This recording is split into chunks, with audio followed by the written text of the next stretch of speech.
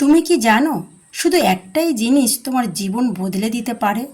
না টাকা নয়, না ভাগ্য নয়, শুধু বিশ্বাস আর ভগবানের নাম জপ। একবার যদি তুমি মন থেকে বিশ্বাস করতে পারো আর সত্যি করে ভগবানের নাম নিতে পারো, তবে নিশ্চিত তোমার জীবন আর আগের মতো থাকবে না।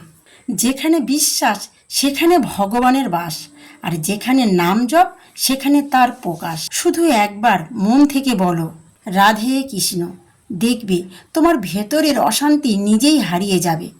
নাম জপ মানে শুধু শব্দ নয়, এটা তোমার আত্মার সাথে ভগবানের মিলনের সেতু। যখন কেউ তোমার পাশে থাকে না, তখন ভগবানের নাম তোমার হাত ধরে রাখে।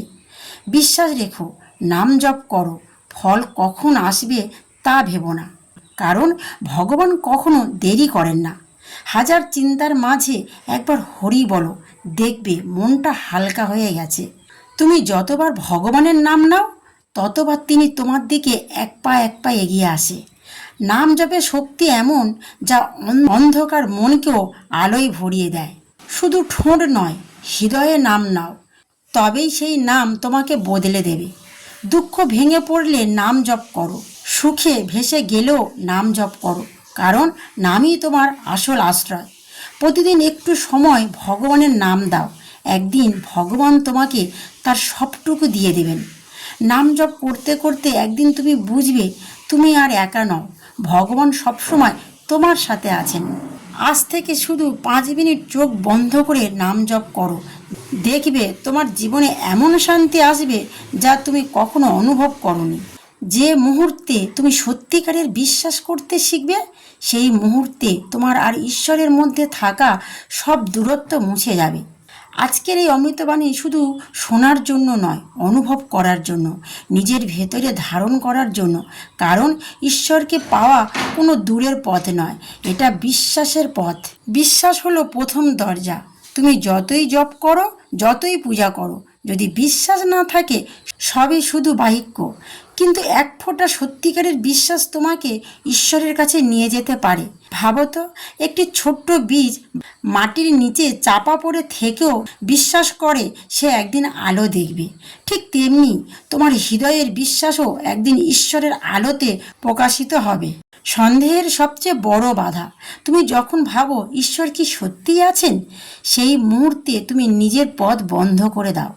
ঈশ্বরকে দেখতে পাওয়া যায় না চোখে, কিন্তু অনুভব করা যায় বিশ্বাসে। যেমন বাতাস দেখতে পাও না, কিন্তু তার স্পর্শ অনুভব করো। নিঃস্বার্থ হৃদয়ে ঈশ্বর বাস করেন। ঈশ্বরকে পেতে হলে বড় বড় আয়োজনের দরকার নেই, দরকার একটি পরিষ্কার মন, একটি ভালোবাসার ভরা হৃদয়। যখন তুমি কাউকে নিঃস্বার্থভাবে সাহায্য করো, যখন তুমি কাউকে ক্ষমা করো, সেই মুহূর্তে ঈশ্বর তোমার ভেতরে প্রকাশিত হন। কঠিন সময়ে বিশ্বাসের পরীক্ষা হয়। যখন সব কিছু ভালো থাকে তখন বিশ্বাস করা সহজ, কিন্তু যখন জীবন অন্ধকারে ঢেকে যায়, তখন যদি তুমি বলো, আমি জানি ঈশ্বর আমার সাথে আছেন, সেই বিশ্বাস তোমাকে সত্যিকারের ঈশ্বরের কাছে নিয়ে যাবে। তো বন্ধুরা, এবার বলি নাম জপের শক্তি। একবার নয়, বারবার ঈশ্বরের নাম নাও। মনে মনে বলো, রাধে কৃষ্ণ হরি। প্রথম হয়তো মন বসবে না, কিন্তু ধীরে ধীরে সেই নাম তোমার হৃদয়কে শান্ত করে দেবে।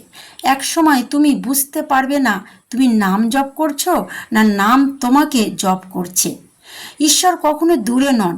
তুমি ভাবো ঈশ্বর আকাশে কোথাও আছেন, কিন্তু তিনি তো তোমার নিঃশ্বাসের মধ্যে আছেন। তুমি যখন একা বসে কাঁদো, তখন তিনি তোমার পাশে নীরবে বসে থাকেন। ধৈর্যর ফল আসবেই, আজ জপ করলে কাল ফল পাবে, এটা ভাবা ভুল। ঈশ্বর সব কিছু ঠিক সময়ে দেন, শুধু তুমি তোমার বিশ্বাস ধরে রাখো। একদিন দেখবে তোমার জীবনের সব দুঃখ ধীরে ধীরে দূর হয়ে গেছে। ভালোবাসা ঈশ্বরের পথ। যাকে ভালোবাসো তাকে ঈশ্বরের মতো সম্মান দাও, কারণ প্রতিটি মানুষের মধ্যে ঈশ্বরের একটি অংশ রয়েছে। যখন তুমি ভালোবাসো, তখন তুমি ঈশ্বরকে স্পর্শ করো।